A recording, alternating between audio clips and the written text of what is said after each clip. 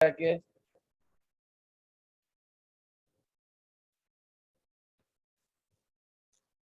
आपके पास एसेट्स की कौन कौन सी काइंड्स हैं, what are the different types of assets. फिर उसमें आपने जो है टेंजिबल इंटेंजिबल की बात डिस्कस करी, फिर टेंजिबल इंटेंजिबल के कुछ पॉइंट्स हमने डिस्कस करे। इसके बाद हमने जो है नेक्स्ट जो है वो बात करी कि टेंजिबल एसेट आर मोर सब divided into two parts, that is non current assets और करंट एसेट्स। जिसके ऊपर मैंने आपसे कहा था कि एक आपका आईएएस जो है इंशाल्लाह जो FAR 1 के अंदर जो है वो टेंजिबल नॉन करंट एसेट्स के ऊपर जो है वो पहला चैप्टर हमारा जो है सर IAS 16 से मोस्ट प्रोबेबली जो है स्टार्ट करेंगे। तो ये बहुत क्लियर होना चाहिए आपको। तो इसमें हमने कुछ एग्जांपल दी थी कि non current assets which can B use more than one accounting period. ऐसे तमाम नॉन करंट एसेट्स जो कि लॉन्गर पीरियड ऑफ टाइम के लिए यूज करते हो, more than one accounting period, normally in big amounts होते हैं, नॉन रिकरिंग इन नेचर होते हैं, और they can not change their shape easily. For example land and building, plant and machinery हो गया, furniture, machine, motor vehicle, premises, delivery van, etcetera etcetera etcetera. सारे student को ये क्लियर था बेटा? जितने भी स्टूडेंट जो है पार्टिसिपेंट बैठे में, अजीम, बिस्मा, गाजी, कल वाले स्टूडेंट्स भी थे। अगर कल हमने माशाल्लाह साहिल, हनीफ, XYZ जो भी है व्हाटएवर। फिर हमने नेक्स्ट बात करी थी कि जो करंट एसेट्स हैं which can be use with in an accounting period, जो एक साल के अंदर अपने जो है शेप भी चेंज करते रहते हैं, they are normally in recurring in nature होते हैं, और फिर cash in hand, cash at bank, prepaid, account receivable, debtors भी कहते हैं, स्टॉक, आपके पास marketable securities, these all are the examples of current assets. Second head of account के अंदर हमने जो है बात करी थी लाइबिलिटीज की, और लाइबिलिटीज के अंदर आपके पास जो है अगर आपको याद हो तो डेफिनेटली आपके पास business obligations are called liabilities, and there are two different types of liabilities, long term liabilities and short term liabilities. Long term liabilities के अंदर ये था कि which can be settled more than one accounting period, जिसको settle करने के लिए, पे ऑफ करने के लिए आपको एक साल से ज्यादा का अरसा मिलता है, they are called long term liabilities.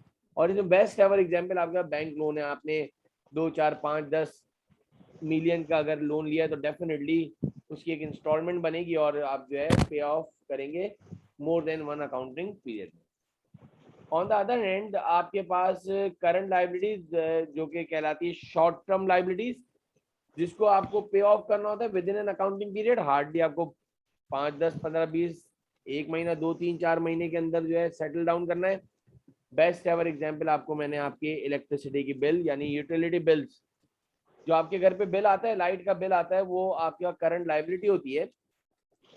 जैसे कि जो लास्ट मंथ में आपने जितनी भी एनर्जी कंज्यूम करी थी और जो भी यूनिट्स और सर्विसेज जो आपने जो है अवेल करी थी उसका बिल आता है, यानी जो चीज यूज कर ली है इसके बाद पेमेंट करना बाकी है। तो मेरे ख्याल से आप सारे स्टूडेंट्स को ये बहुत अच्छी तरह पता होगा कि वो hardly I think so that के 15 या 20 दिन का मार्जिन होता है। अगर within the time period दे दिया तो वही अमाउंट देना होगा, वरना कुछ पेनल्टी चार्जेस सरचार्ज होते हैं।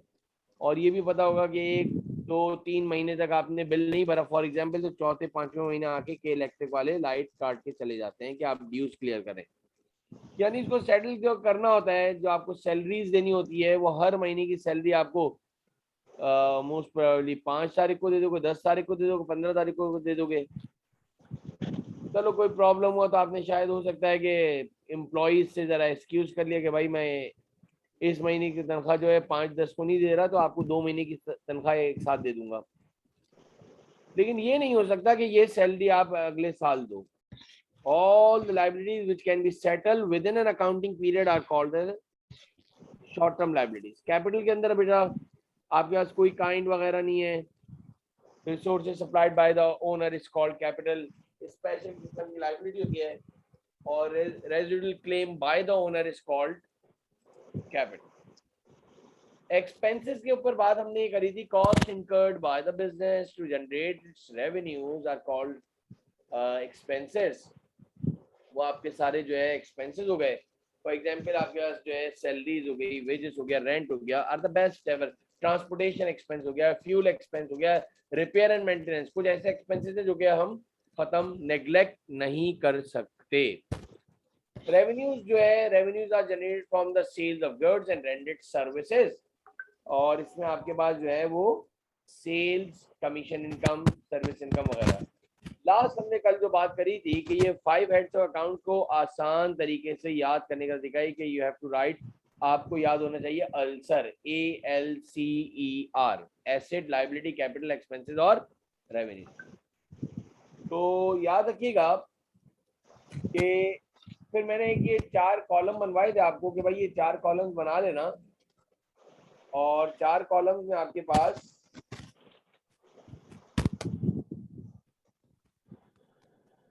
वह आपने नाम लिखे थे सारे,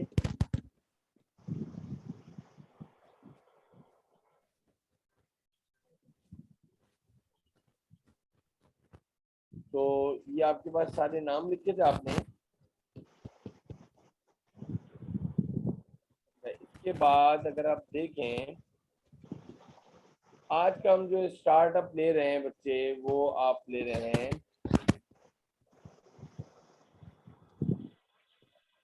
नेक्स्ट हेडिंग मार्क करोगे,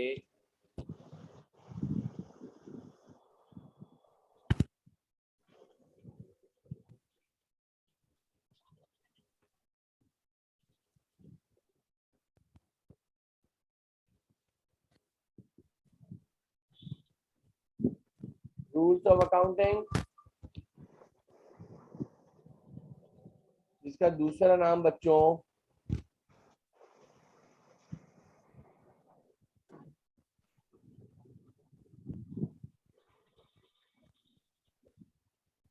rules of debit and credit है। आज हमारा टॉपिक इधर से स्टार्ट हो रहा है कि क्या रूल्स हैं, क्या आपके पास है। सबसे पहले एक बात इधर मैं डिस्कस कर दूं, आपने 2 कॉलम्स के नाम सुने होंगे, वो एक कहलाता है डेबिट और एक कहलाता है क्रेडिट। एक कहलाता है डेबिट और एक कहलाता है आपके पास क्रेडिट।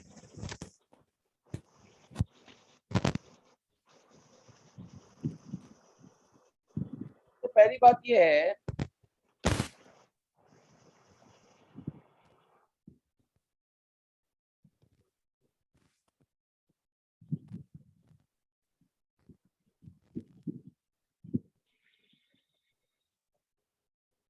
ठीक है रक्षा, एक जरा इधर देख लें, ये आपने एक कॉलम का नाम डेबिट है और एक कॉलम का नाम क्रेडिट है। बता, एक कॉलम का नाम डेबिट है और एक कॉलम का नाम आपके पास क्रेडिट है। There is no specific definition of debit and credit. They are only the 2 columns name. सिर्फ 2 कॉलम्स के नाम है, that is called debit and credit. अब है क्या, जरा देखिए गौर से, अकाउंटिंग एक्सपर्ट्स ने जो रूल्स फॉलो करे हैं, जो रूल्स बनाए हैं, वो रूल्स ये ऑबे करे हैं कि whenever assets हमने पढ़े, चाहे वो टेंजिबल हो या इनटेंजिबल हो, नॉन करंट हो, करंट हो, whenever assets increases in the business, debit record, whenever assets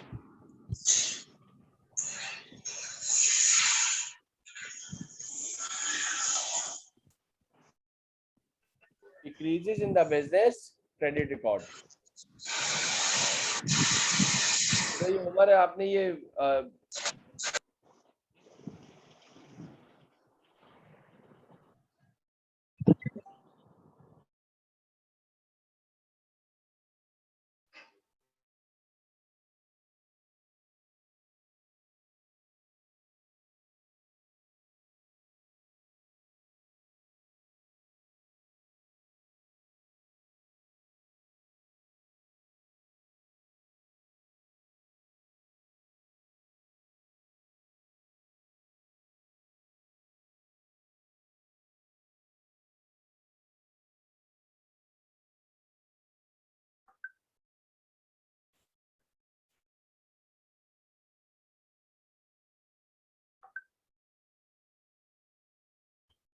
अच्छा जी, ये जो है काइंडली आप जो है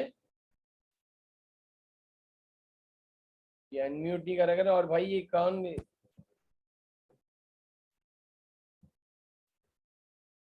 जी आपने होस्ट अभी बनाया सर, होस्ट बार बार हट क्यों जाता है यार? ये एनोटेटर जो है। सर ये सिक्योरिटी में ना आप एक काम करें, सिक्योरिटी में दो चीजें कर दें। एक तो नंबर वन ये है कि आप पार्टिसिपेंट के जो राइट होते हैं ना, उसमें आई थिंक आप अनम्यूट करना भी बंद कर दें, और उसके साथ साथ एनोटेशन भी बंद कर दें, क्योंकि कुछ स्टूडेंट्स को ख्याल ही नहीं रहता, वो अनम्यूट करके मतलब उनकी घर की बातें आ रही होती हैं क्लास में। तो आप प्लीज ये काम कर दें सर।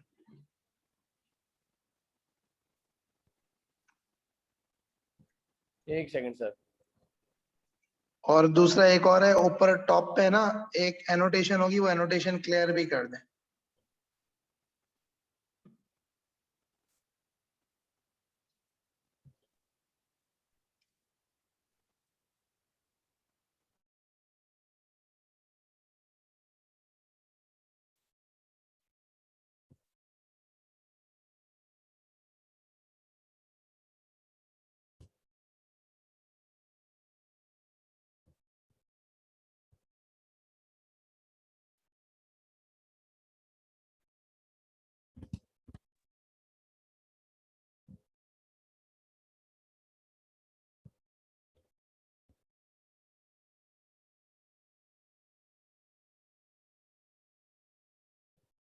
अच्छा जी,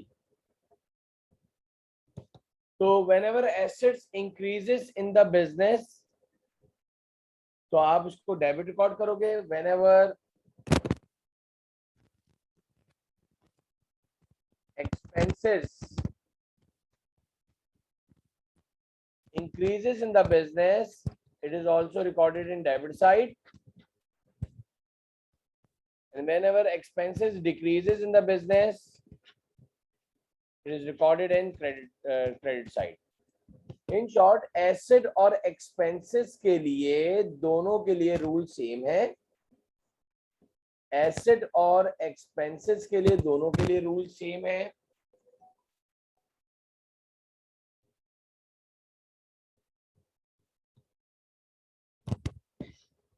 और liabilities, capital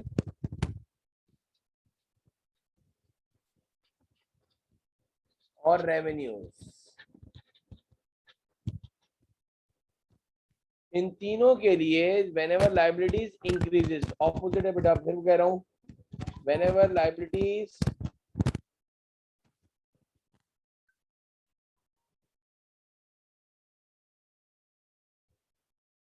capital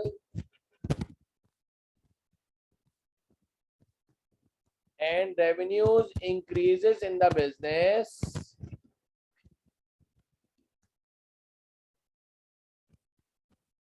they are recorded in credit side.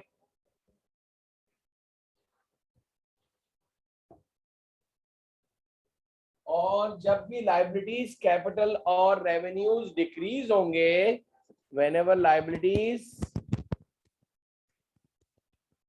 capital and revenues decreases in the business,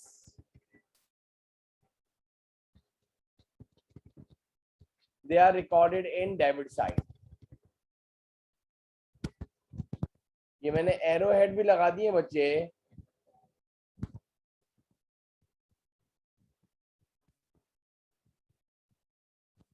जब भी ये इंक्रीज होंगे तो डेबिट रिकॉर्ड, क्रेडिट रिकॉर्ड होंगे।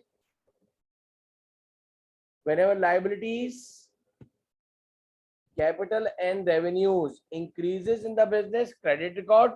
whenever liabilities, capital and revenues decreases in the business, debit record.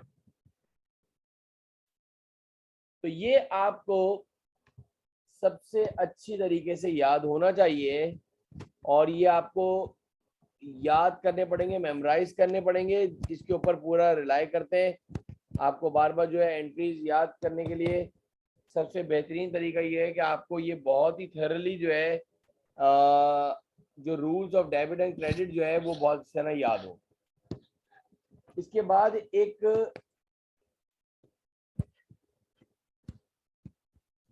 System है double entry system. Accounting में एक system है that is called double entry system.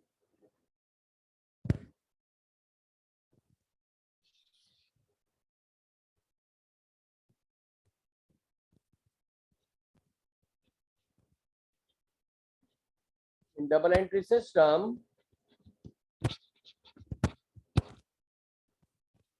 every debit must equal to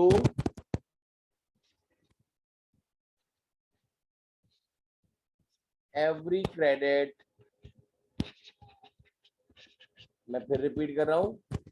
in double entry system every debit must equal to every credit। और करके एक और definition ये होती है in double entry system, in double entry system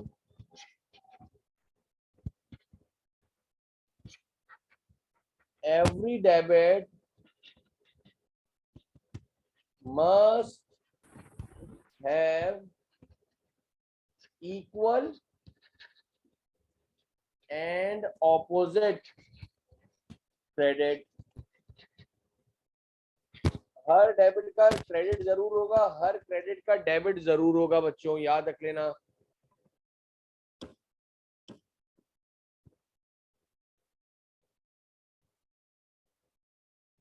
अच्छा एक second hold करो।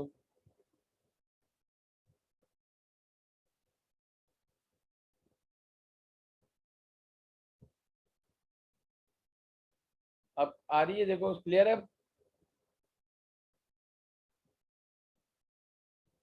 राइट?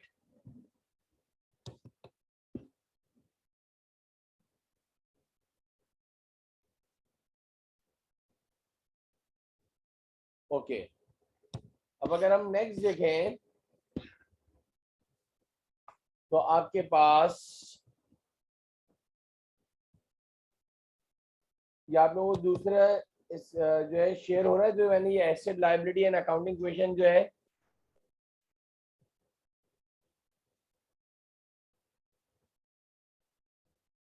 सारे स्टूडेंट्स को ये ट्रांजैक्शन दिख रही है जो लिखी हुई है बेटा?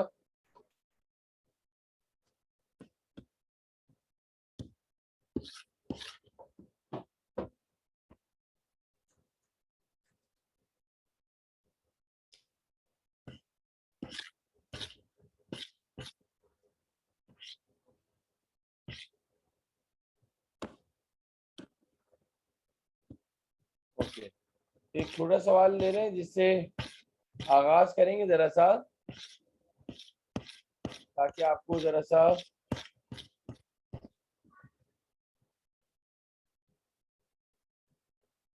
ये मिस्टर फाजिल वाला सवाल मैं ये करवा रहा हूँ।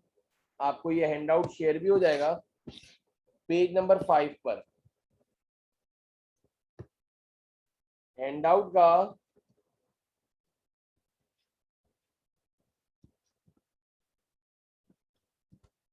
पेज नंबर 5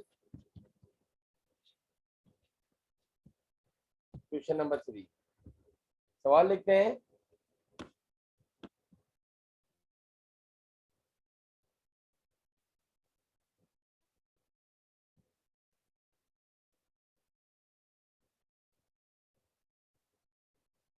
अच्छा जरा एक मिनट वेट करो भाई।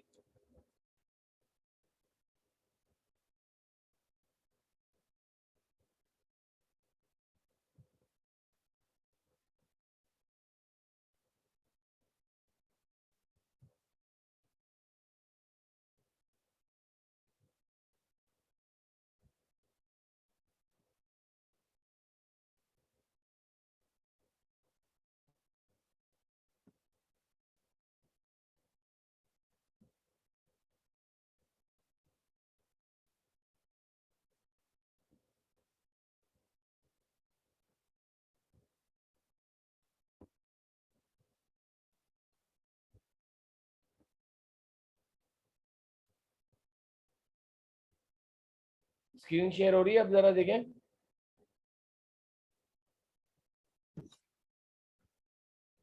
सारे स्टूडेंट्स अब सही है बेटा, जरा देखो।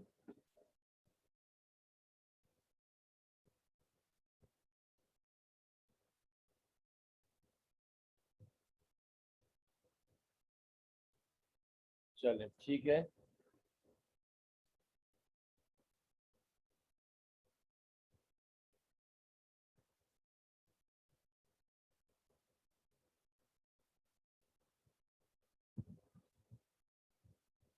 अच्छा जी, अब जरा देखें सवाल की रिक्वायरमेंट में, अगर नंबर 1 देखें आप जरा, record the above transaction in journal in standard form. आपको जर्नल के अंदर जो है एंट्रीज पास करनी है डबल एंट्री सिस्टम के लिहाज से, जो आपकी रिक्वायरमेंट नंबर ए है। On April 1st, 2000, Mr. Fazil started business with cash 4,50,000. Mister Fazil ने अप्रैल 1 को बिजनेस स्टार्ट करा है, कैश इन्वेस्ट करे 4,50,000। एक बात याद रखिएगा, मैं और आप जो है कभी भी अकाउंटिंग कर रहे हो तो अपने आप को मिस्टर फाजिल का एज ए अकाउंटेंट, उनके बिजनेस का हम अपने आप को क्या ट्रीट करेंगे, एज एन अकाउंटेंट।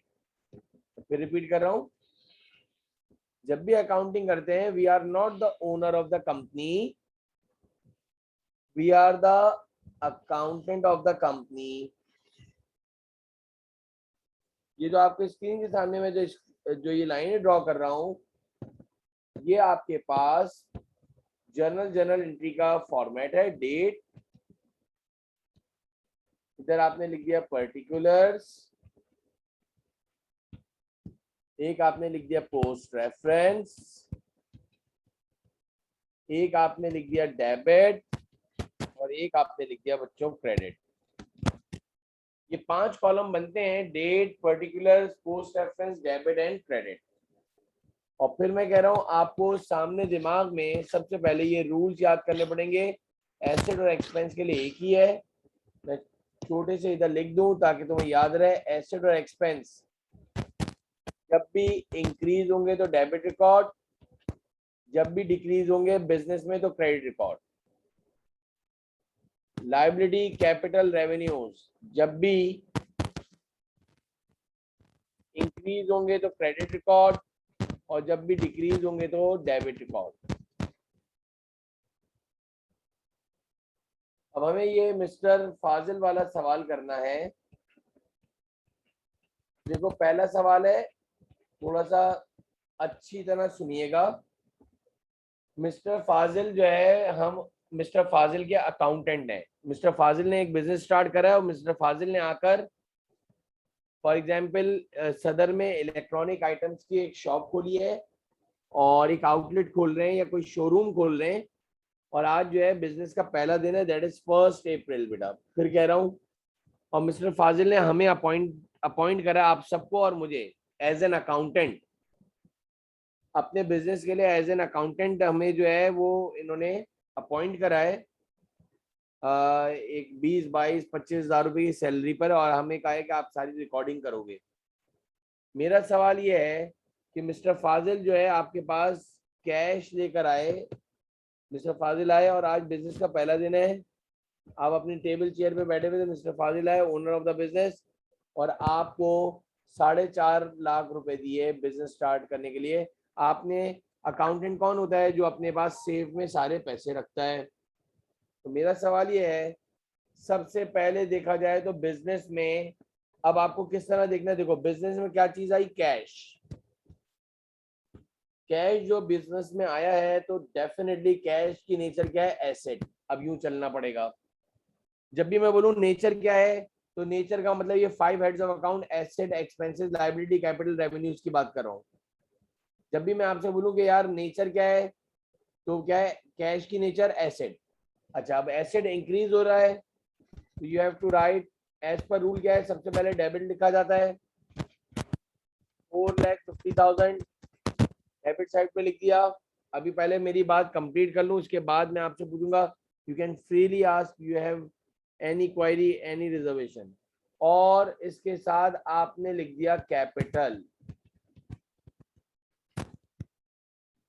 यानी एसेट आपका इंक्रीज हो गया। एज पर रूल अगर बात की जाए तो सर क्या हुआ है, कुछ सोचें। बिजनेस में एसेट इंक्रीज हुआ, पहला सवाल है, जरूर लिखिएगा अपने पास भी, और कैपिटल भी इंक्रीज हो गया। मेरा आपसे सवाल यह है कि जब भी आप ट्रांजैक्शन पढ़ो तो सबसे पहले ये देखो क्या चीज बिजनेस में इनफ्लो हो रही है और क्या चीज आउटफ्लो हो रही है। बिजनेस में पैसा आ रहा है, आप अकाउंटेंट हो, मैं फिर कह रहा हूं, आपको बॉस ने लाकर 4.5 लाख रुपए दिए, तो यानी बिजनेस में 4.5 लाख रुपए आए। तो बिजनेस में एसेट आया, कैश आया, कैश का मतलब एसेट। एसेट जब भी इंक्रीज होता है तो डेबिट रिकॉर्ड में लिखते हैं, और ये कौन लेकर आया है, ओनर ऑफ द बिजनेस लेकर आया है, that is capital. Owner of the business लेकर आया है, दैट इज कैपिटल। सारे स्टूडेंट्स को ये एंट्री कुछ समझ में आई है बेटा? पहली वाली जरा मुझे बता दो प्लीज।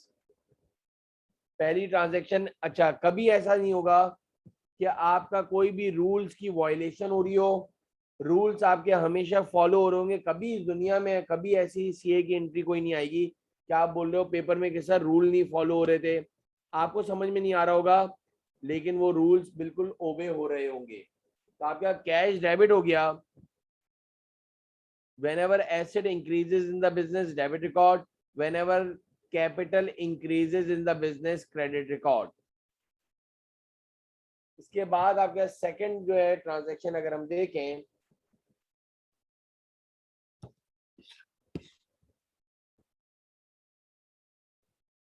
April 3rd को bought goods on credit from Adil. अब क्या हुआ, मिस्टर फाजिल ने बोला, who is mister Fazil, owner of the business. Mister Fazil ने बोला चलो भाई बिजनेस स्टार्ट करते हैं, 2,30,000 रुपए का उधार, ऑन अकाउंट का मतलब होता है ऑन क्रेडिट। कोई ओनर के जानने वाला होगा, उससे 2,30,000 रुपए का उधार गुड्स खरीदे, और पेड ट्रांसपोर्टेशन 1,500, और ट्रांसपोर्टेशन भी पे करा है, लेकिन गुड्स आप उधार जो है उधार पे लाए हो। अब मेरा सवाल है, अप्रैल की 3rd को, 3rd अप्रैल को आपने एंट्री बनाई कि आपके बिजनेस में गुड्स आए। गुड्स को किसके नाम से रिकॉर्ड करते हैं, परचेजेस। गुड्स को किसके नाम से रिकॉर्ड करते हैं, परचेजेस। फिर बोल रहा हूं,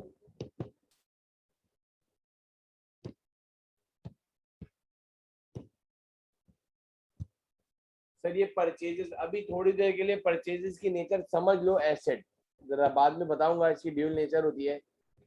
गुड्स आए हमारे बिजनेस में, भाई गुड्स आए हमारे प्रेमिसेस में आ गए, हमारी शॉप पर आ गए। कौन लेकर आए, मिस्टर फाजिल किसी सप्लायर से लेकर आए, मिस्टर आदिल नामी आदमी से। भाई आदिल कौन है, आदिल जो है वो बॉस का कोई दोस्त होगा, सप्लायर है जिससे उधार माल लिया है। Very good Faizal. और आपके बिजनेस की आपने क्या कैश दिया है, नो। हमारे बिजनेस से कुछ कैश गया है, नहीं। कोई चीज आउटफ्लो हुई है, नहीं।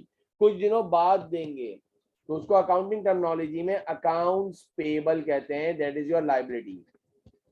अकाउंट पेबल का मतलब जो आपको कुछ दिनों बाद पैसे देने हैं।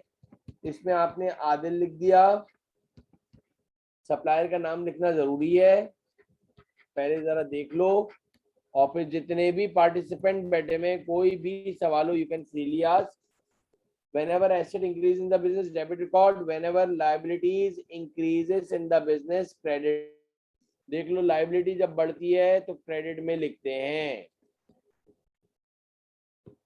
ये सबको रूल के लिहाज से समझ में आई है बात। आपको ये देखना है बिजनेस में क्या चीज आ रही है, क्या चीज जा रही है।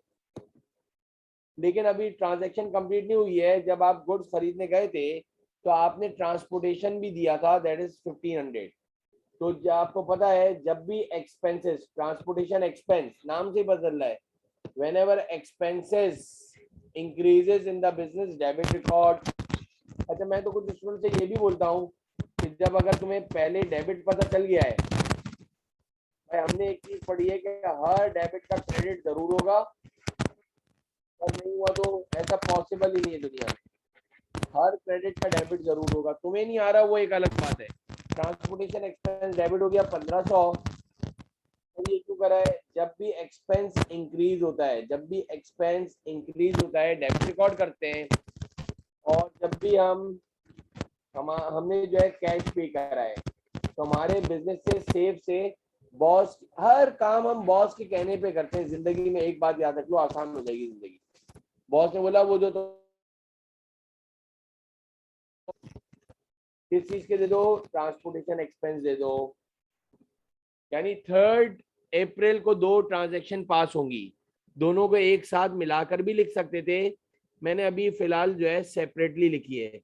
कंबाइन यूं लिखते, परचेजेस को डेबिट कर देते, ट्रांसपोर्टेशन एक्सपेंस को भी डेबिट कर देते, अकाउंट पेबल को भी क्रेडिट कर देते, और कैश को भी क्रेडिट कर देते। बात समझ में आई है बेटा? दोनों को मिलाकर भी एंट्री पास कर सकते हैं। मैं कह रहा हूं दोनों को मिलाकर भी एंट्री एक साथ बना सकते हैं। कोई बताएगा क्या एंट्री बनेगी मिलाकर? बताओ जरा। थर्ड, कल को भी बोले यार सर ने बताया नहीं, कंपाउंड एंट्री।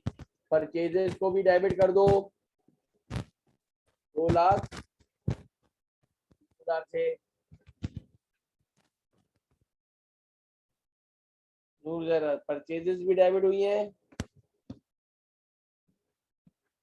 ट्रांसपोर्टेशन एक्सपेंस को भी डेबिट कर दो 1500 से।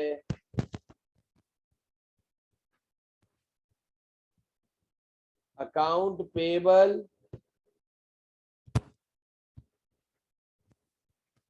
आदिल और कैश क्रेडिट।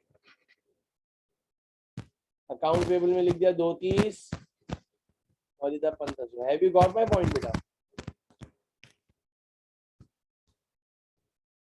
बिल्कुल सही है। ये और करके मैंने इधर एंट्री लिखी है मेरा बेटा।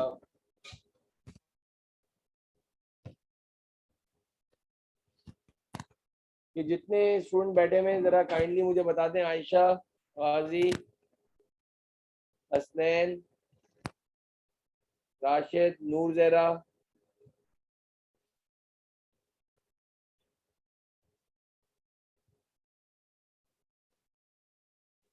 तो ये आपके पास आ जाएगा। समझ में आ रही है बात?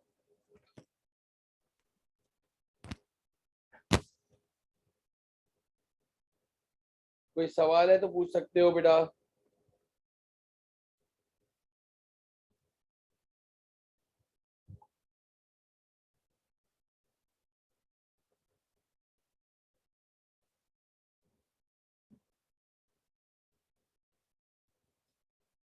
हाँ बेटा जरा बताओ, क्लियर है?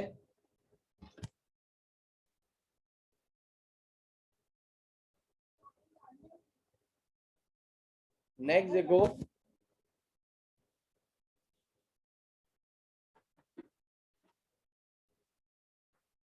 अच्छा जी, थर्ड के बाद अगर आप देखो,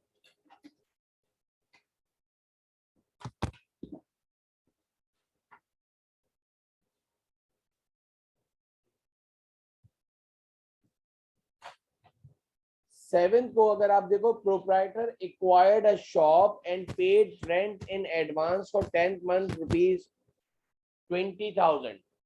एक शॉप रेंट पे ली है प्रोप्राइटर ने, और बेटा उसने एडवांस रेंट दिया है 20,000 रुपए 10 मंथ्स का। तो मैं सेवेंथ को एक और ट्रांजेक्शन बनाऊंगा। जो चीज हम एडवांस में पेमेंट करते हैं उसको बोलते हैं प्रीपेड रेंट डेबिट और cash credit. As per rule देखा जाए तो सर क्या हुआ है, प्रीपेड जो है वो एसेट होता है, when ever asset increases in the business debit record. एक एसेट इंक्रीज हो गया, एक एसेट डिक्रीज हो गया, एक एसेट इंक्रीज हो गया और एक एसेट बच्चों डिक्रीज हो गया। 7 की ट्रांजैक्शन हो गई है बेटा।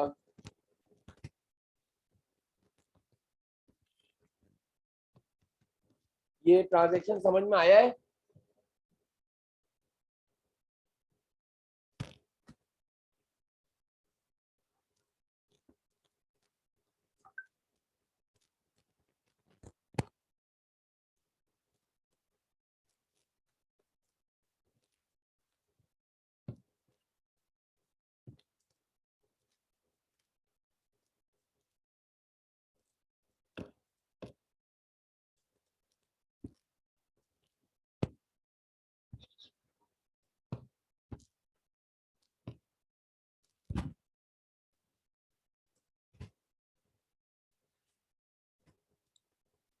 सेवेंथ के बाद अगर हम जाएं तो 10th को purchase equipment on cash. Boss ने बोला भाई एक इक्विपमेंट खरीद के लाओ जिसकी कॉस्ट थी आपके पास 9 लाख रुपए।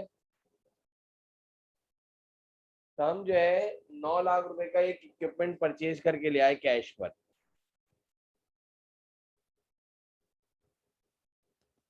आपके बिजनेस के अंदर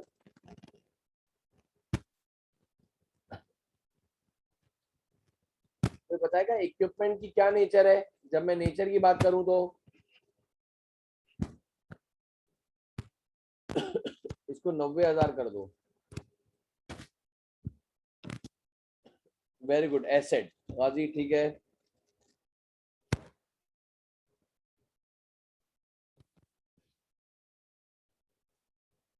आपने इक्विपमेंट खरीदा है 90,000 रुपए का, तो एक एसेट इंक्रीज हुआ और एक एसेट डिक्रीज हुआ।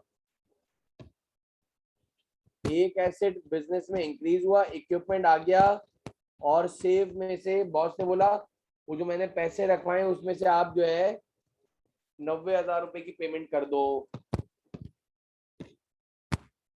सारी एंट्रीज के अंदर पहला सवाल है रूल्स को साथ रख के फिर काम करोगे, मैं बार बार कह रहा हूं। नेक्स्ट ट्रांजेक्शन देखो, sold equipment, sold goods on account to Rafiq 2 lakh. Sold goods on account to Rafiq $2 lakh. 13 तारीख को आपने बोला कि भाई बिजनेस स्टार्ट करा, कुछ माल बेचो भी, तो सिर्फ खरीद कर रहे हो और खर्चे कर रहे हो।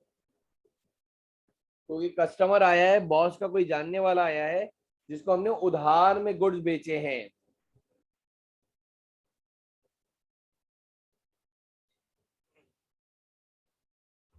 तो मेरा सवाल है sold goods on account to Rafiq 2 lakh. तो मेरा सवाल ये है कि आपको पैसे कुछ दिनों बाद मिलेंगे, अभी नहीं मिले, कुछ दिनों बाद आपको पैसे मिलेंगे। तो वो अकाउंट रिसीवेबल कहलाता है। और सर अकाउंट रिसीवेबल यानी कुछ दिनों बाद जो है मिस्टर रफीक से पैसे मिलेंगे, और जब भी गुड्स सोल्ड आउट करते हैं तो उसको रेवेन्यू यानी सेल्स कहते हैं। एक एसेट इंक्रीज हो गया और रेवेन्यू भी इंक्रीज हो गई। सर कितने के गुड्स बेचे हैं? 2 लाख के। तो आपने 2 लाख रुपए के गुड्स सोल्ड आउट कर दिए।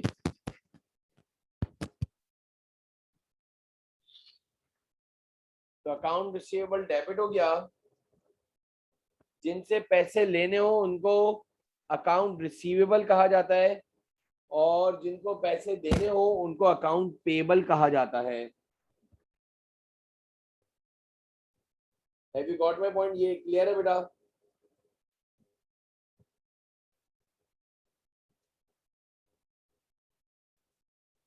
जरा मुझे बताओ बेटा।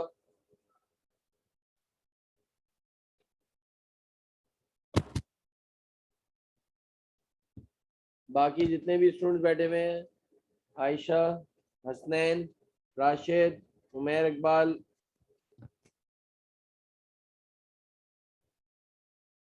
सामने रूल्स को भी रखो बेटा, सामने रूल्स को रखो। कभी भी ऐसी कोई ट्रांजैक्शन नहीं होगी जिसमें आयशा कभी भी रूल्स की वायलेशन हो बेटा। 13 के बाद what next? 16 paid cash to Adil. सबसे पहले तो मुझे ये बताओ नूर जरा, ये आदिल को पेमेंट हम क्यों कर रहे हैं गाजी? आदिल को हम पेमेंट क्यों कर रहे हैं? जरूर हमने आदिल से कुछ ना कुछ उधार में गुड्स खरीदे होंगे पहले, जाके हमने ऊपर देखा, अच्छा हाँ 3 तारीख को हमने bought goods on credit from Adil, 2,30,000 रुपए का उधार माल खरीदा था आदिल से। क्रेडिटर है हमारे, वेरी गुड वेरी नाइस। हमने उनसे उधार गुड्स खरीदे थे तो हमने उनको पेड कैश, कभी भी पेड कैश लिखा हुआ है जिंदगी में याद रख लो सारे बच्चे, पेड कैश जब भी लिखा हुआ है इसका मतलब ये है कि आपका वो क्रेडिटर है जिसको आपको पेमेंट करनी है। हम फ्री ऑफ मतलब कि बेकार में तो किसी को पेमेंट थोड़ी करते हैं यार। तो 1,20,000 पेड कैश टू आदिल 1,20,000। मेरा सवाल ये है, आपके पास से लाइबिलिटी खत्म हो गई, कम हो गई, आपकी बिजनेस की लाइबिलिटी डिक्रीज हो गई। Whenever liability decreases credit record, और आपके पास से कैश चले गया। बॉस ने बोला यार आदिल से काफी दिनों पहले जो है हमने गुड्स खरीदे थे, उसको पेमेंट कर दो यार, उसका फोन आ रहा है, तो तुम्हारे पास पैसे पड़े हुए हैं उसमें से पैसे दे दो। कितने पैसे देने? 1,20,000 पूरे नहीं दिए हैं। जितने बॉस बोलेगा हर काम बॉस के कहने से करेंगे। बॉस बोलेगा 1 रुपया दे दो, हम 1 रुपया दे देंगे। बोलेगा 1 करोड़ दे दो, हम 1 करोड़ दे देंगे। ये आपकी 16 की ट्रांजैक्शन हो गई। देखो पहला सवाल है, मैं सामने जो है रूल्स भी लिख रहा हूं।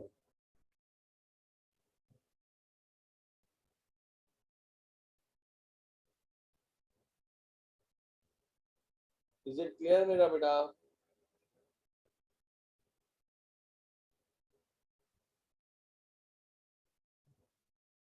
सारे स्टूडेंट्स को क्लियर है? 20th को देखो आप, सोल्ड इक्विपमेंट ऑन कैश। अब देखो बड़े मजे की बात, ऊपर लिखा हुआ था सोल्ड गुड्स। जिंदगी में याद रख लेना जब भी गुड्स का वर्ड आएगा, गुड्स, सोल्ड गुड्स, तो ये आपका जो है मेन बिजनेस है। ये आपका क्या है? मेन बिजनेस है बच्चे। और जब कोई एसेट का नाम लिखा हुआ आएगा, इक्विपमेंट, फर्नीचर, तो जब खरीदा था जब भी अपने नाम से आएगा। यानी जब भी हम गुड्स खरीदेंगे तो लिखा हुआ आएगा बॉट गुड्स, परचेज गुड्स, और जब बेचेंगे तो सोल्ड गुड्स। जरा गौर से सुनना, जब लिखा हुआ है परचेज गुड्स, कभी लिखा हुआ आएगा सोल्ड गुड्स। तो एक जो सबसे इंपॉर्टेंट बात यह है कि दोनों में गुड्स आ रहे हैं, दोनों में गुड्स आ रहे हैं, मतलब के दोनों के दोनों हमारा मेन कोर्स ऑफ बिजनेस है, ये हमारा रियल बिजनेस है। फॉर एग्जाम्पल अगर हमें शेयर्स बेचने का कारोबार है तो हम जो है गुड्स लिखेंगे, लेकिन उस शोरूम के अंदर जिंदगी में याद रख लो हमारा चेयर्स बेचने का कारोबार है, चेयर्स हमारी गुड्स हो गई, लेकिन उस शॉप के अंदर आपने जो है कुछ फर्नीचर ऐसा भी तो डाला होगा जो कस्टमर बैठेंगे। उस शॉप के अंदर आप फैन भी तो लगाएंगे, उस शॉप के अंदर आप एसी भी तो लगाएंगे, उस शॉप के अंदर आप जो है I mean to say that के बहुत सारे जो है इक्विपमेंट वगैरह भी तो लगाएंगे। वो हमने यूज के लिए लिया है, वो बेचने की नियत से नहीं लिया। तो जब वो खरीदेंगे तो वो अपने नाम से खरीदे जाएंगे, परचेज इक्विपमेंट, परचेज फर्नीचर। और जब उसको अल्लाह ना करे बेचना पड़ जाए तो वो अपने नाम से ही क्रेडिट होंगे। 60,000 रुपए की, 60,000 के आपने इक्विपमेंट बेच दिया। हो सकता है इक्विपमेंट सही जो है जगह पे फिक्स नहीं आ रहा था, हमने उसको बेच दिया, लेकिन फिर कह रहा हूँ ये हमारा मेन बिजनेस नहीं है, ये हमारा मेन बिजनेस नहीं है। ये वही वाली बात है यार कि हमारे घर में से कबाड़िए बहुत सारा जो है पुराना सामान निकलता है तो हम कबाड़ियों को बेच देते हैं कि जो पैसे मिल जाएं, लेकिन हमारा कोई घर के अंदर ये बिजनेस थोड़ी है। वो तो कभी जब सामान निकलता है तो हम बेच देते हैं। तो इसी तरह इक्विपमेंट बेचने का कारोबार नहीं है। एक एसेट इंक्रीज हो गया और एक एसेट डिक्रीज हो गया, एक एसेट इंक्रीज हो गया और एक एसेट आपके पास डिक्रीज हो गया। यानी कि 20th को आपने ये एंट्री बना दी। सारे स्टूडेंट्स को क्लियर है बेटा? जरा बताएंगे प्लीज। इज इट क्लियर बेटा? बिल्कुल क्लियर है बेटा। साथ में रूल्स भी लिख रहा हूं, आप रूल्स को भी देखते जाओ। कभी भी रूल्स आपके जो है वॉयलेट नहीं होंगे, वॉयलेशन नहीं होगी रूल की। चलें आगे बढ़ते हैं।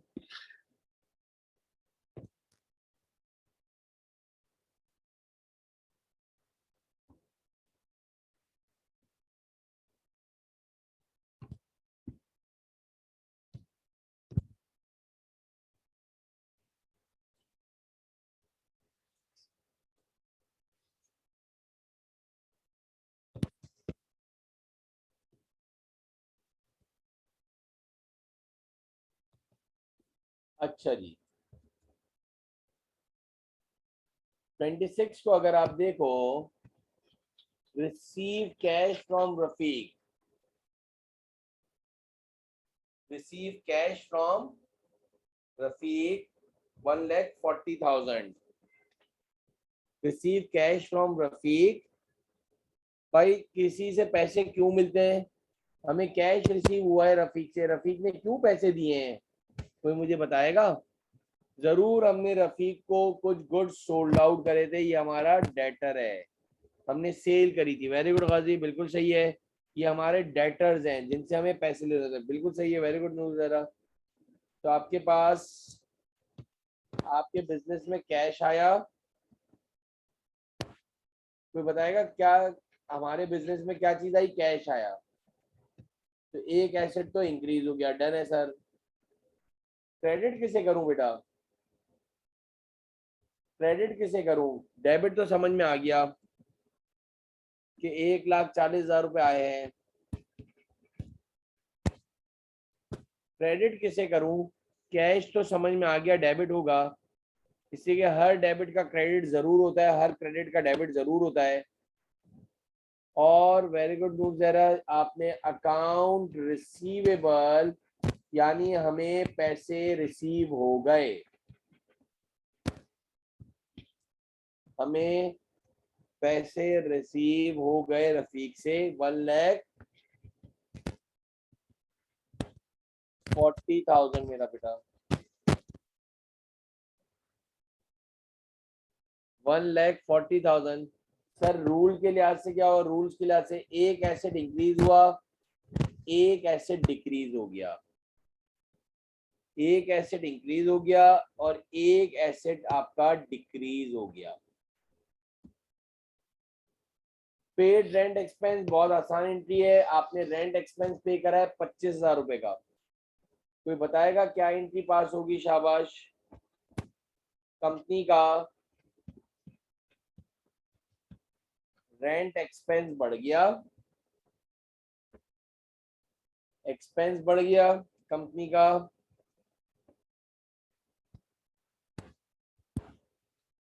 और कैश कम हो गया 25,000 से मेरा बेटा।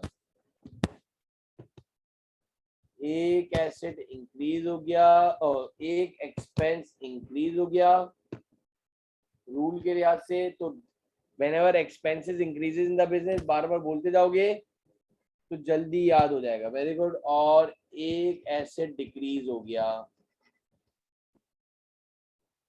तो ये आपकी, एक सेकेंड,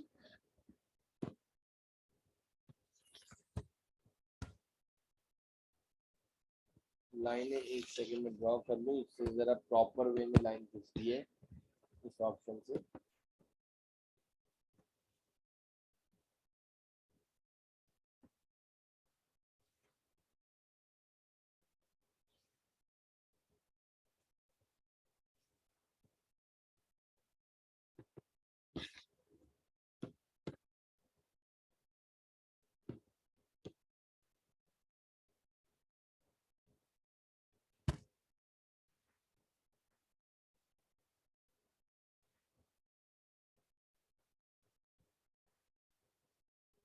अब हम एक और सवाल करेंगे।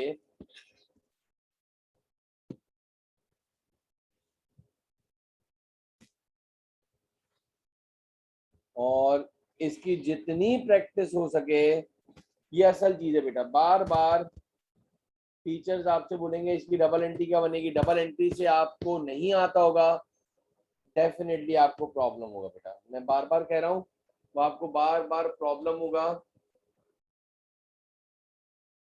ये हमने इसका पहला सवाल कर लिया, record the above transaction general with the help of rules of debit and credit से हमने बना लिया है।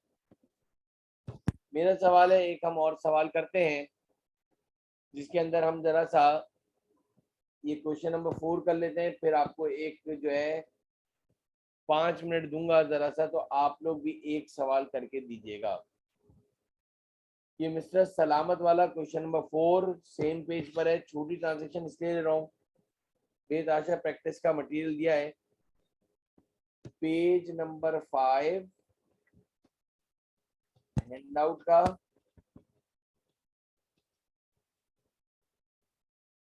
क्वेश्चन नंबर है 4। कंपनीज नेम मिस्टर सलामत। तो क्या बनाना है, जर्नल एंट्रीज पास करनी है। जनरल जर्नल, पहले वाला जी से है और दूसरे वाला जे से। जनरल जर्नल एंट्रीज, आम रजिस्टर की एंट्रीज। ये पहला होता था डेट, ये है पर्टिकुलर्स, ये है पोस्ट रेफरेंस, ये है डेबिट और ये है बच्चों क्रेडिट।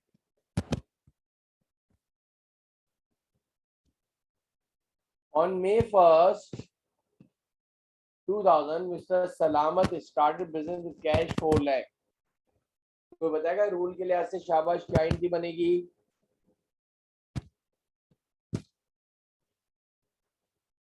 बिजनेस में क्या होगा, अब हम मिस्टर सलामत के अकाउंटेंट हैं। हम कौन है, मिस्टर सलामत के अकाउंटेंट हैं। बिजनेस में कैश आया गाजी,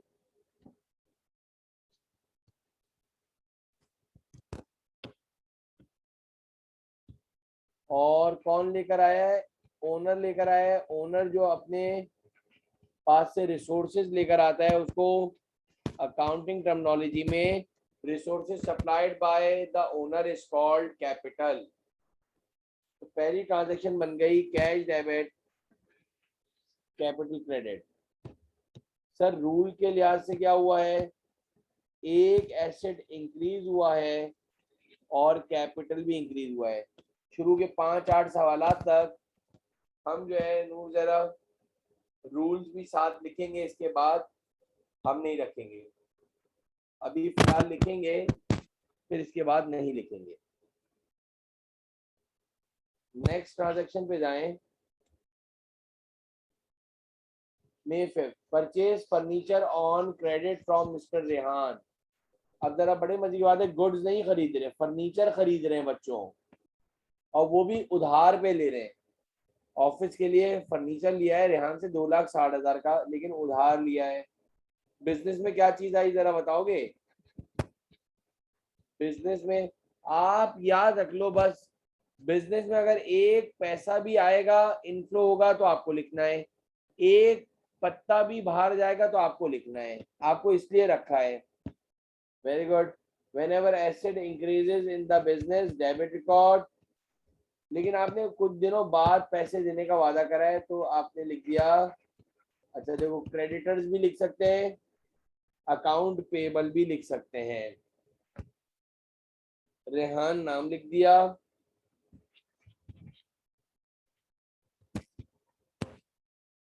एक एसेट इंक्रीज हुआ और लायबिलिटी भी इंक्रीज हो गई,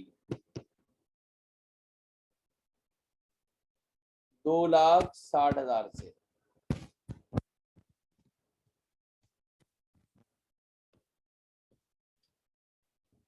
रूल के लिहाज से आपके बिजनेस में एसेट इंक्रीज हो गया और आपके बिजनेस की लायबिलिटी बढ़ गई। सर क्यों बढ़ गई? यार आपने पैसे नहीं दिए ना, कुछ दिनों बाद देने का बोला है। वो बॉस की और उनकी बात होगी कि भाई 1 महीने बाद पैसे देने, 2 महीने बाद देने, 3 महीने बाद देने, तो वो अकाउंटिंग में कहलाता है अकाउंट्स पेबल या क्रेडिटर। रेहान लिख दिया।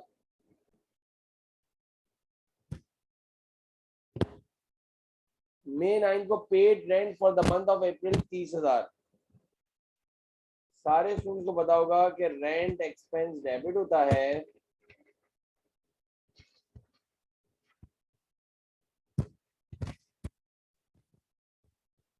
और कैश क्रेडिट होता है।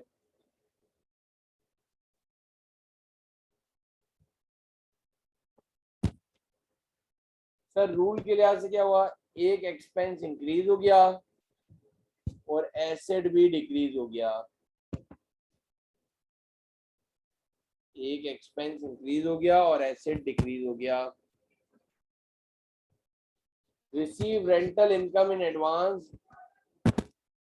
अब देखो बड़े मजे की बात है, रिसीव करा है रेंटल इनकम। रेंटल इनकम आपने रिसीव करी है, आपने कोई चीज receive rental income in advance, तो आपको कुछ पैसे मिले हैं 20,000 रुपए। बहुत इंपॉर्टेंट चीज कि आपको कैश मिला है और एडवांस एडवांस में मिला है। जरा एक बात सुन लो, इसके ऊपर भी जरा सा एक बात कर रहा हूँ जो न्यूज़ जरा आप लोगों के लिए बड़ा ही इंफॉर्मेटिव होगा। एडवांस रेंटल इनकम को आपने कर दिया क्रेडिट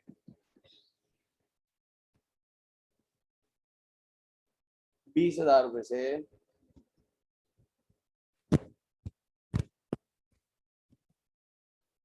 सर रूल्स के लिहाज से क्या हुआ? एक एसेट इंक्रीज हो गया और आपकी लायबिलिटी भी इंक्रीज हो गई। तो बताएगा लायबिलिटी क्यों है? एडवांस रेंटल इनकम आपकी लायबिलिटी क्यों है? देखो आपको एक बात बताऊं जरा,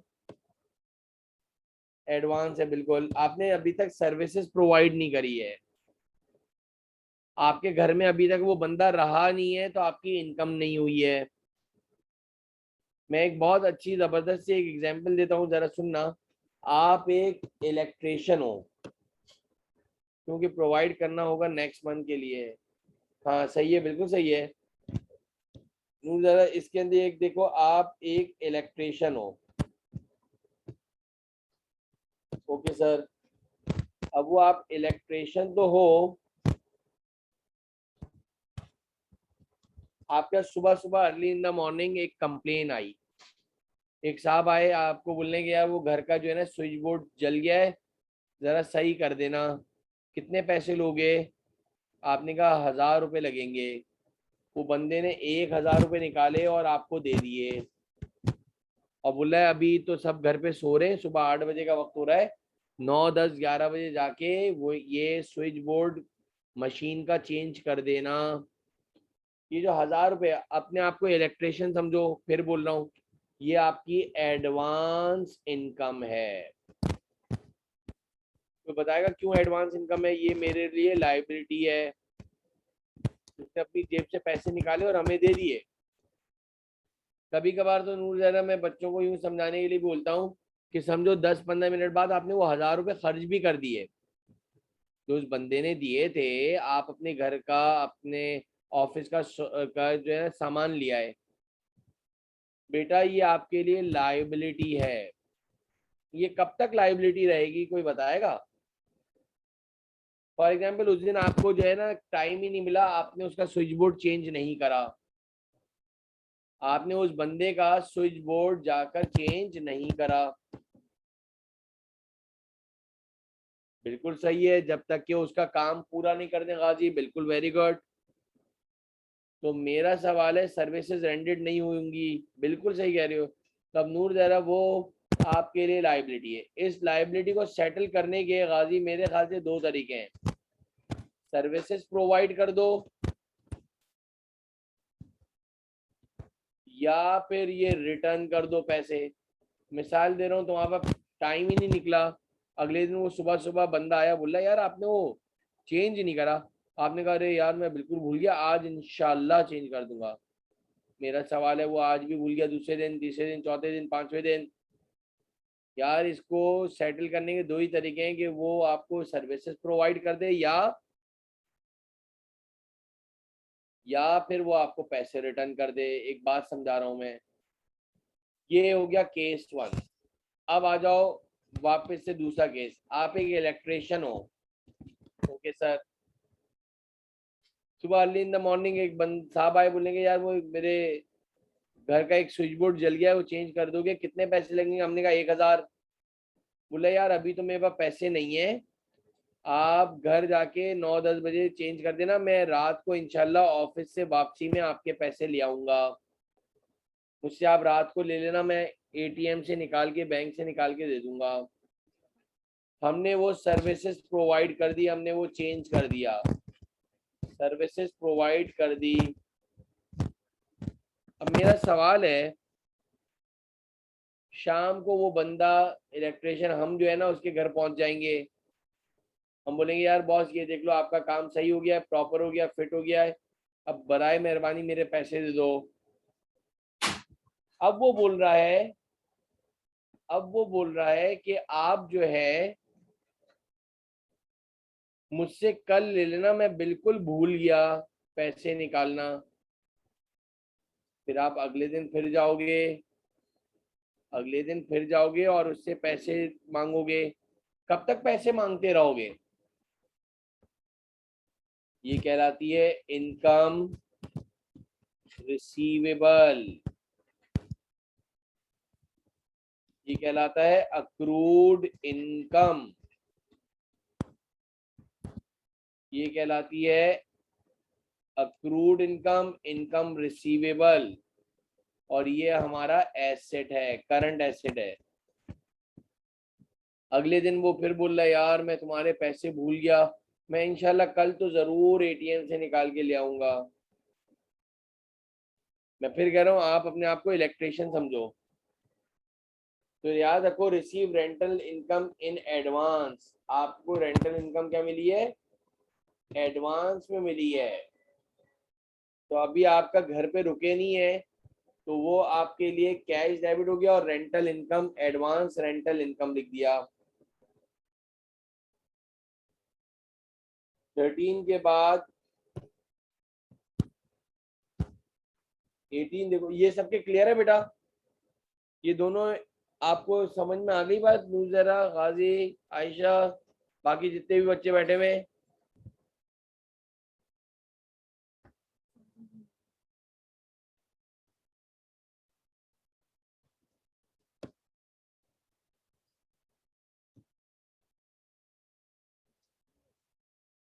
रिसीव रेंटल इनकम इन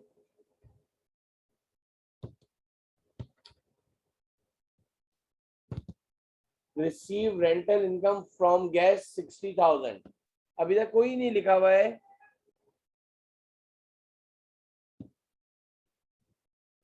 ये लिखा हुआ है receive rental income from gas 60,000, कहीं नहीं लिखा कि एडवांस मिला है। कैश मिला है हमें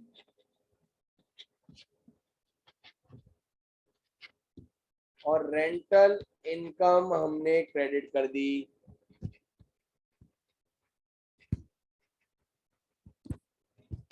रूल्स के लिहाज से एक एसेट इंक्रीज हुआ और रेवेन्यू इंक्रीज हो गई, क्योंकि आपकी रेवेन्यू इंक्रीज हो गई, आपने कोई चीज रेंट पे दी हुई थी। बल्कि मेरे लिहाज से तो ये पूरा का पूरा सवाल, एक और बड़े मजे की बात, ये पूरा का पूरा सवाल आपका सर्विस बिजनेस का काम है। कोई चीज बेचते नहीं हो, सर्विसेज प्रोवाइड करते हो, रेंट पे होटल या जगह देते हो। सर आपको कैसे पता चला? बेटा किसी भी एंट्री के अंदर सेल्स नहीं आ रही है, कोई चीज हमने बेची नहीं है। हमने फर्नीचर खरीदा है अपने ऑफिस के लिए, अपने गेस्ट रूम के लिए, और हम उन गेस्ट रूम्स को रेंट पर देते हैं। तो हमारे ये सर्विस बिजनेस का कारोबार है जिसकी हम ट्रांजैक्शंस बना रहे हैं। Have you got my point? भाई आपके जो है ये रेंटल इनकम हो गई है, ये रेंटल इनकम हो गई है, ये रेंटल इनकम हो गई है। आप कोई चीज बेच नहीं रहे हो, ये आपका सर्विस बिजनेस है। अब पेड टू रेहान 1,40,000, रेहान को आपने पैसे दिए हैं, उससे आपने फर्नीचर खरीदा था। तो 21 तारीख को हम क्या करेंगे? क्रेडिटर्स रेहान और कैश क्रेडिट 1,40,000। रूल्स के लिहाज से कोई बताएगा मुझे क्या हुआ है? रूल्स के लिहाज से बताएगा कोई? हमारी कंपनी की लायबिलिटी कम हो गई, बॉस ने बोला रेहान को पैसे दे दो जिससे फर्नीचर खरीदा था उधार, जो तुम्हारे पास पैसे पड़े हुए हैं उसमें से रेहान को पैसे दे दो। तो क्रेडिटर जो है आपने कर दिया, लायबिलिटी आपकी हो गई डिक्रीज। 21 के बाद अगर आप देखो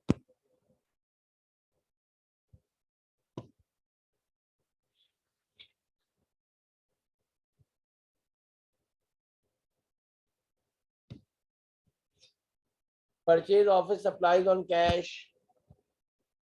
ऑफिस सप्लाईज भी आप अपने पास लिख लेना। एसेट्स में करंट एसेट होता है। सर ये होता क्या है? स्टेशनरी का दूसरा नाम है। जो आपके प्रिंटर के पेजेस आते हैं, कार्टेज आती है, इंक, बॉल पेन, इरेजर, सारी स्टेशनरी जो आती है उसको ऑफिस सप्लाईज कहते हैं। आपने 5,000 रुपए की स्टेशनरी कैश पे ली है। सर ऑफिस सप्लाईज की नेचर एसेट, अभी यूज नहीं करी है, करेंगे, एक साथ खरीद ली है। बड़ी बड़ी कंपनी में तो पूरे पूरे साल की लिख ली जाती है, पूरे साल की खरीद ली जाती है।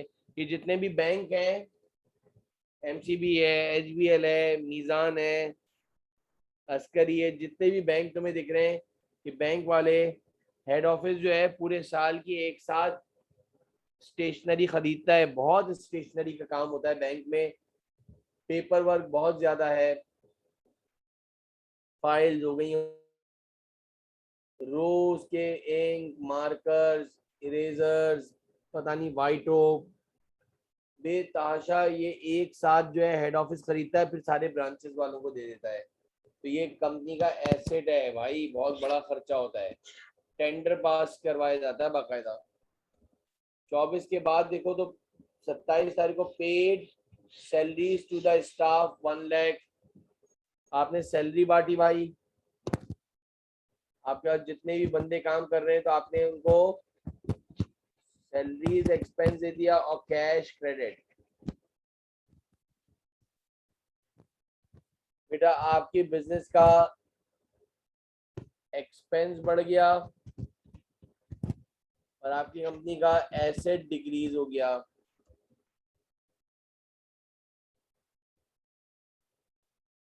ट्वेंटी सेवन को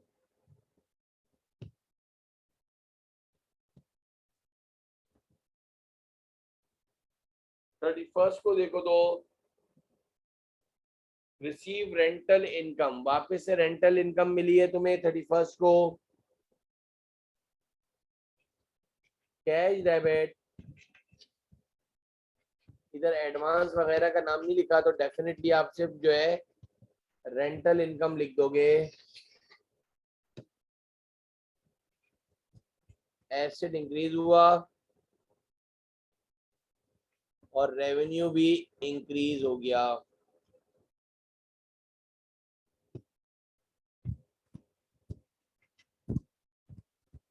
एसेट भी इंक्रीज हुआ और रेंटल इनकम भी इंक्रीज हुई है। सारे स्टूडेंट्स को ये क्लियर है? जरा मुझे बता दें कोई ऐसी एंट्री जो आपको ना समझ में आई हो बेटा। आपको हर वक्त जो है रूल्स का ख्याल रखना पड़ेगा, एल्स जो है आपके लिए प्रॉब्लम होगी। रूल्स आपको क्लियर करना होगा। अलहमदुलिल्लाह तो जरा ये इसके अंदर आप जो शुरू के सवालात थे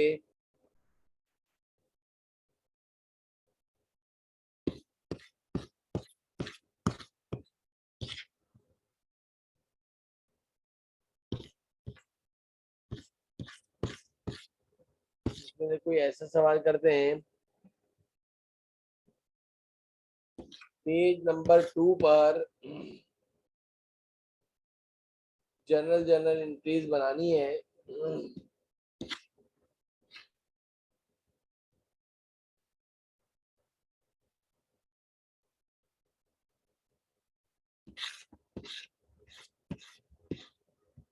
question number 6, prepare journal entries in standard form, give explanation below. Asad started business with cash 1,80,000. एक सेकेंड।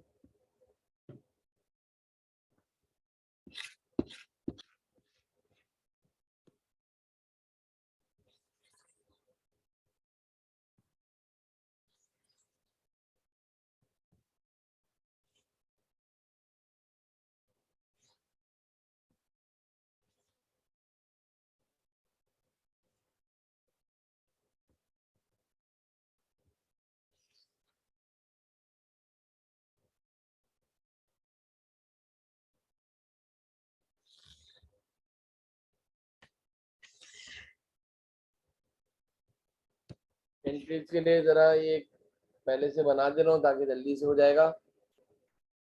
इसका आप सवाल और भी कर देंगे इसके अंदर। अब जो है गुड्स की ट्रांजैक्शन ज्यादा आएंगी।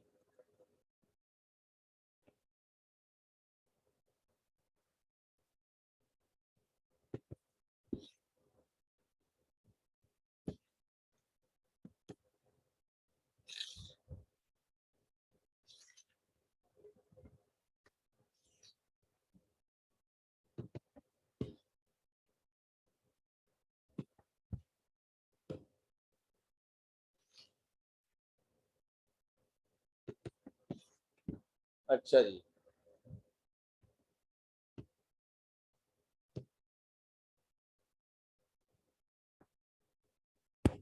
हम जो सवाल कर रहे हैं असद का डाउट का पेज नंबर 2।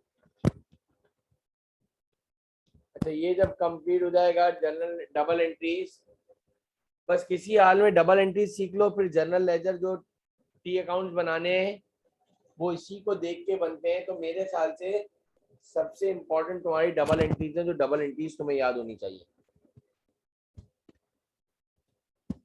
आज थोड़ा सा काम दूंगा आप लोग काइंडली जरा सा एक रिवीजन के तौर पर, जिनको आता है वो भी और जिनको नहीं आता वो तो डेफिनेटली करेंगे ही करेंगे, काफी ट्रांजैक्शन बना लेना, बेशक रफ में बना लेना, लेकिन बनाना जरूर बेटा, प्रैक्टिस से आएगी वरना नहीं आएगी। आपके लिए बात है, असद ने स्टार्ट करा बिजनेस विद 1,80,000। आप मिस्टर असद की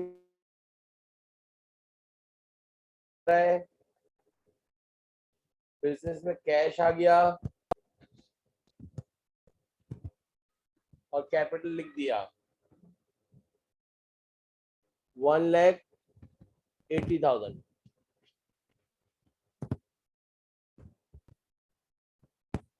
ये आपका आ गया डेबिट, या गया आपके पास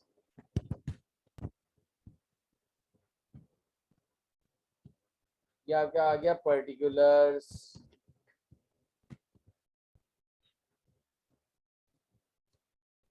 कैश डेबिट, कैपिटल क्रेडिट, एक एसेट इंक्रीज हुआ और कैपिटल भी इंक्रीज हो गया। फर्स्ट,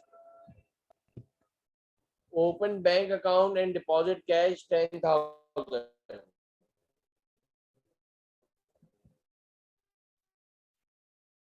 बैंक में बॉस ने बोला, हम अकाउंटेंट है, बोला जाओ जल्दी से बिजनेस का, हम बैंक अकाउंट खुलवा कर आ गए, तो बैंक डेबिट हो गया और हमने जो है कैश जमा करवा दिए, दैट इज 10,000। हमने बिजनेस के बैंक अकाउंट के अंदर पैसे जमा करवा दिए। Third, purchase goods on account $12,000 from Gani and paid transportation 200। Third तारीख को परचेज करें गुड्स, परचेज तो हो गई डेबिट। किससे करिए? गनी से करिए, उधार पर, और ट्रांसपोर्टेशन भी दिया है।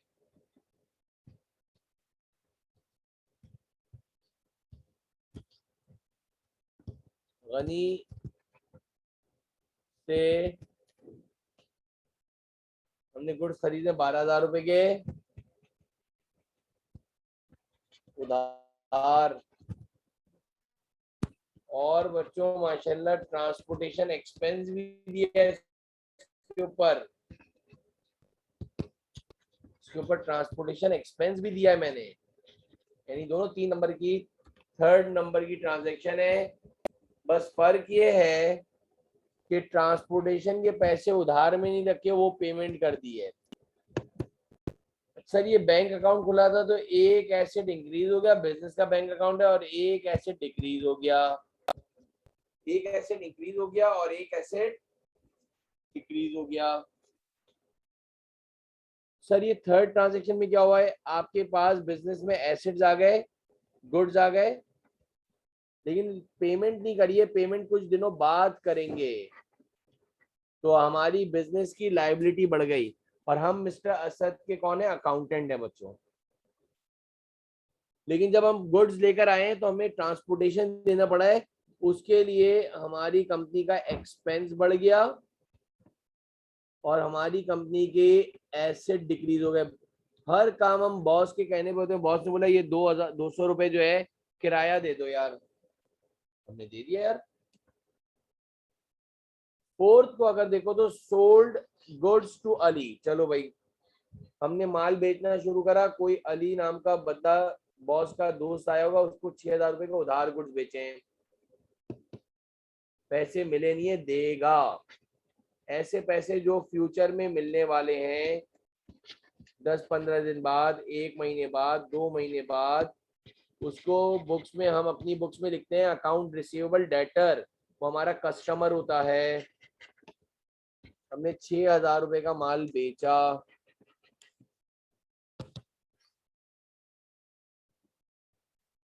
5 तारीख को बोला receive on account cash sales, ये थोड़ी सी ट्रांजैक्शन गलत दिखी हुई है, रिसीव या कैश सेल्स लिख दो बस।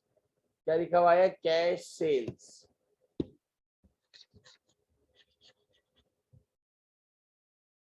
कैश सेल्स हुई है 2200 की।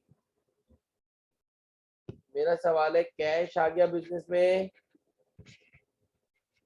और सेल्स की है, एक एसेट इंक्रीज हो गया और रेवेन्यू भी इंक्रीज हो गई। सर इधर क्या हुआ, जो गुड्स उधार में बेचे थे पैसे मिलेंगे, एक एसेट इंक्रीज हुआ, रेवेन्यू भी इंक्रीज हो गई। ये आपकी 5वें नंबर की ट्रांजैक्शन थी। Mister Ali, a customer owed 6,000 of this amount he settled 3,500 by sending a check of 3,200 and availed discount। Mister Ali जो ऊपर थे, जिन्होंने 6,000 का माल हमने उनको बेचा था, उसमें से वो 3,500 रुपए सेटल करवा रहे हैं, पूरे नहीं करवा रहे, 3,500 रुपीज सेटल करवा रहे हैं और उस पर भी 3,200 का चेक भेजा है। तो चेक जो है वो डायरेक्टली बैंक में जमा होता है। अच्छा, वो सेटल कितने करवा रहे हैं अपने पैसे, अली जो है वो अपने पैसे कितने सेटल करवा रहा है, 3,500। तो अकाउंट रिसीवेबल तो 3,500 से क्रेडिट हो जाएगा। तो हमने बोला होगा तभी तो वो दे रहा है। और उसने हमें चेक जो दिया है वो सिर्फ 3,200 रुपए का दिया है, 300 रुपए का हमें सेल्स डिस्काउंट देना पड़ेगा। सर नेचर वाइज क्या हुआ, बैंक बढ़ गया, एसेट बढ़ गया, आपको डिस्काउंट देना पड़ा, तो आपकी कंपनी का एक्सपेंस बढ़ गया और एक एसेट डिक्रीज हो गया। आपकी इतना के लिए अर्ज कर दूं, हम बिजनेस में कस्टमर्स को क्यों डिस्काउंट देते हैं, क्योंकि कस्टमर हमारा बन जाए, हमारी गुडविल बनती है, नेक्स्ट टाइम भी वो हमारे से ही माल लेने आएगा। और कभी कभार तो कस्टमर खुद डिमांड करता है कि भाई डिस्काउंट दो वरना नहीं लूंगा, तो हमें मजबूरन, कोई दुनिया का बंदा नहीं चाहता कि वो डिस्काउंट दे, लेकिन मजबूरन देना पड़ता है बिजनेस चलाने के लिए, बिजनेस को रन करने के लिए। कंपटीशन का दौर है, हम नहीं देंगे तो कोई और दे देगा, उससे ले जाएगा वो माल।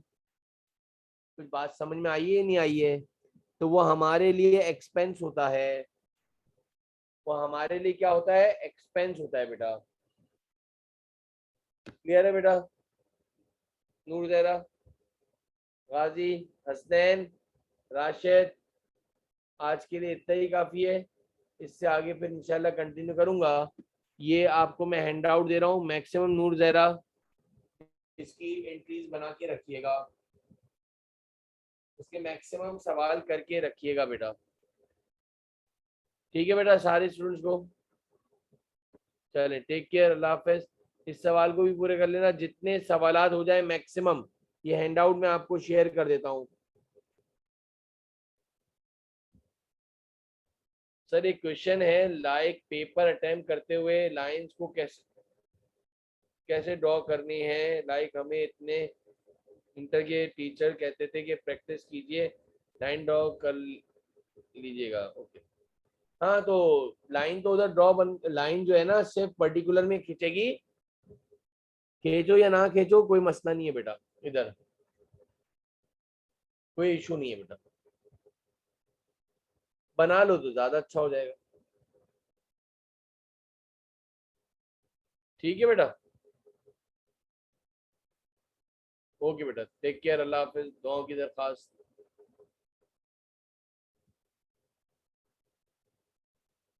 अल्लाह।